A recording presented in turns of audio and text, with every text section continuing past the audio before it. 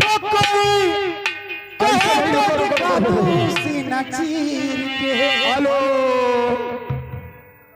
रुको रुको रुको, अरे अरे पही मरी हो मारी मरवर कच्ची तू का कहे कोई कहे तो दिखा दूं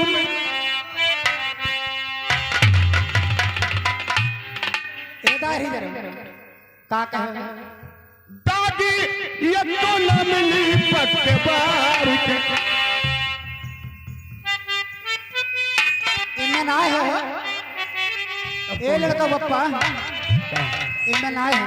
अब कौन में हेलो ये हो ना सुना ये सुना कोई कहे तो दिखा दूं सीना चीर के हार के होता के गहरा मिलन बाटे प्यार के। कैसे वो तो दूसरे के डोली में सवार हो गई हमरे घर जवा के पार हो गई।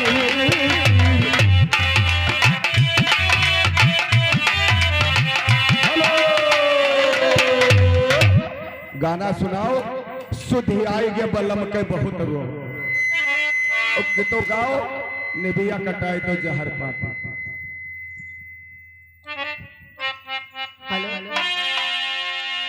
अरे जहरा पापी अरे जहरा पापी रे अरे दुल्हन दिया कटाई दो जहरा पापी।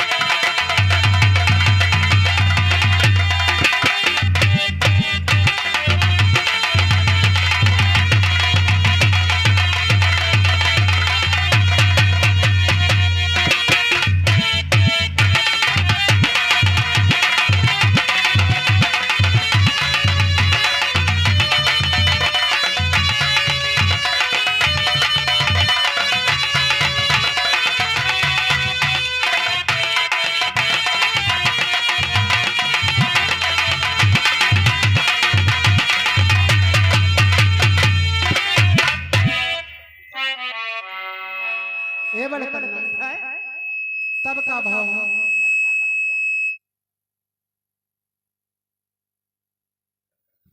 हेलो हेलो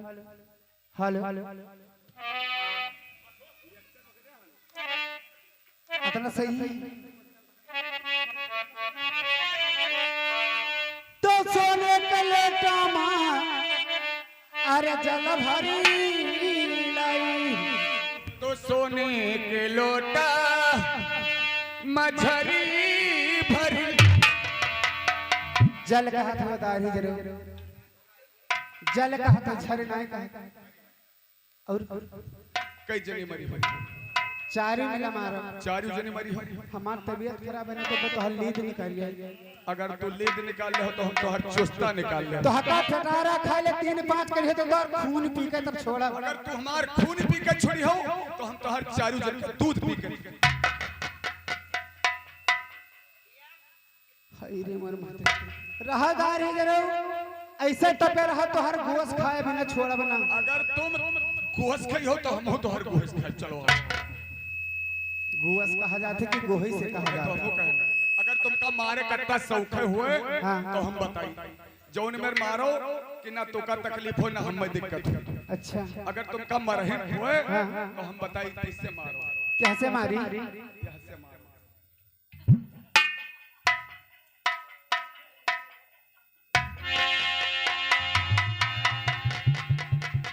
ठटारा खाले पक्का कल जगह है चोट न लगे चोट।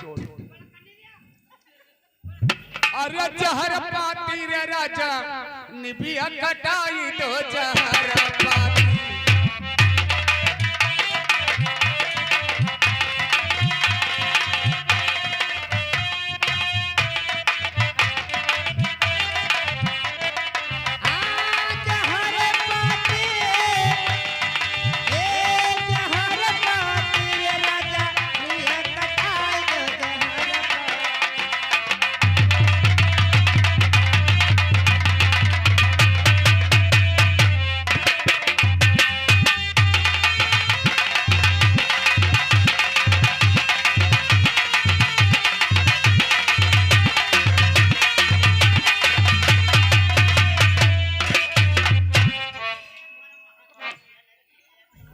चलो एक पार होगा।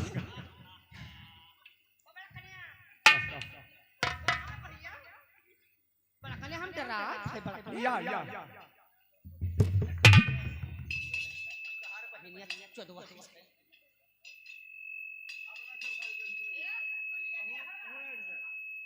तो हवले दे आता ही जरा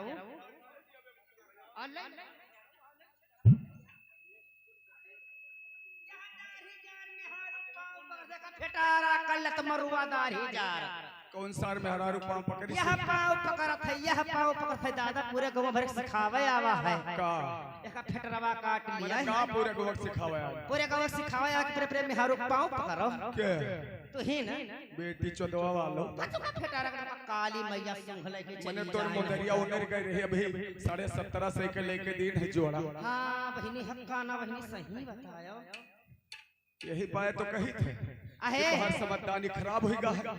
चली जाओ छोटको मास्टर से थे अपन समझदानी बनवाई ले मैं दाढ़ी जरा हमें का बनाई पाई है बनाए जाते बहुत बढ़िया बनाओ। ए लड़का बाबा चुप चुप बैठे हैं आज तो सोने के थारी मजवना परोसो अरे जौना लजे मई अरे उत्पाती रे राजा